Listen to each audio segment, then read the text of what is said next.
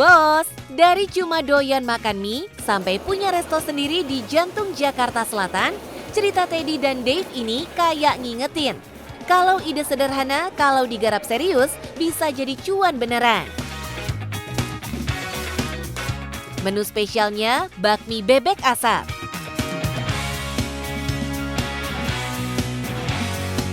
Konsep dine-in di tempat ini dibuat santai, senyaman mungkin, dan yang penting ramah di kantong.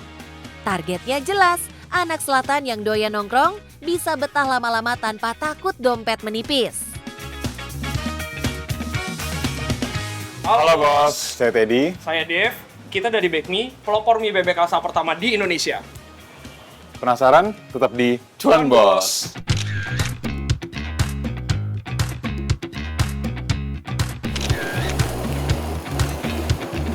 Siapa sangka, dua anak muda ini sebelumnya nggak yang jago-jago banget di dunia F&B. Tapi modal nekat, ditambah cinta mati sama mie. Jadi titik awal mereka bangun bisnis ini. Jadi ceritanya sebenarnya memang berawal dari kita berdua ini memang suka banget sama mie lah. Kita berdua suka banget makan mie, produk mie. Kita juga sering explore sebenarnya tempat-tempat mie yang ada di Jakarta, di Tangerang. Dan memang pada akhirnya tuh kita kepikiran untuk bikin suatu tempat mie, tapi kita tuh pengen bikin produk yang memang beda dari yang lainnya. Mereka nggak mau sekedar jualan mie biasa. Targetnya dari awal sudah jelas, bikin menu yang unik, yang belum banyak beredar di pasaran. Langkah awalnya terbilang sederhana, tapi nggak semua orang mau jalanin. Mereka keliling, cobain berbagai jenis mie dari berbagai daerah, sampai akhirnya nemuin rasa yang dirasa ini banget. Setelah formula ketemu, langkah berikutnya nggak kalah penting. Cari lokasi, hitung-hitungan harga, dan akhirnya mereka memberanikan diri buka di daerah Senopati, salah satu spot paling panas di Jakarta Selatan. Yang menarik, konsep menunya ikut berkembang. Dari yang awalnya cuma fokus ke bakmi, sekarang jadi lebih variatif, lebih luas pilihannya. Jadi di masakan Chinese itu ada namanya dandan noodle. Dia itu karakternya itu mirip dengan yang kita punya, cuman di sini kita bikin rasanya itu lebih bervariasi lah. Jadi lebih rich secara rasanya.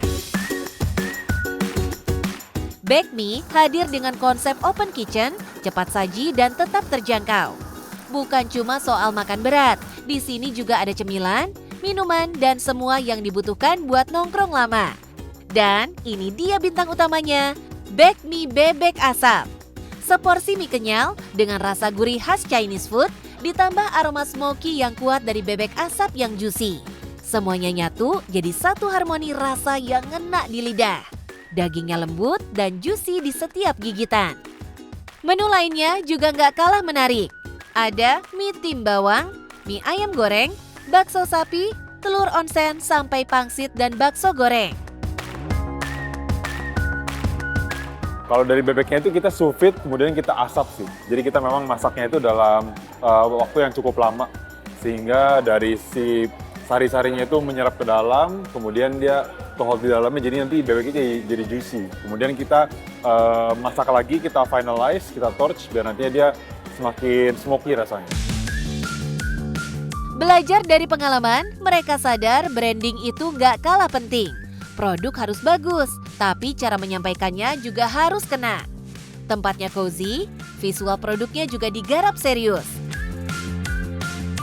Photoshoot rutin dilakukan buat jaga image dan daya tarik di mata pelanggan. Dan menariknya, promosi nggak cuma datang dari mereka. Komentar positif netizen secara nggak langsung jadi iklan gratis yang efektif banget.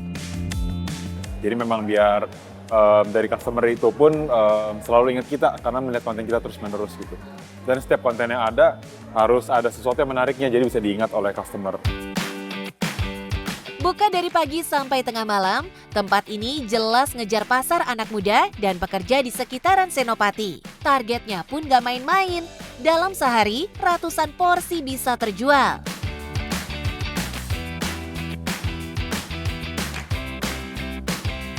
Tertinggi kemarin itu kita dalam satu hari itu bisa habis sekitar 350 sampai 400 mangkok dalam satu hari.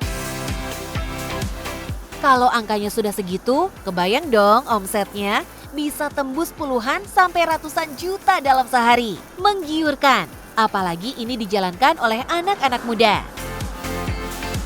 Nah bos, saya punya trik bagi yang baru mau mulai usaha. Yang pertama, jangan pernah berhenti berusaha.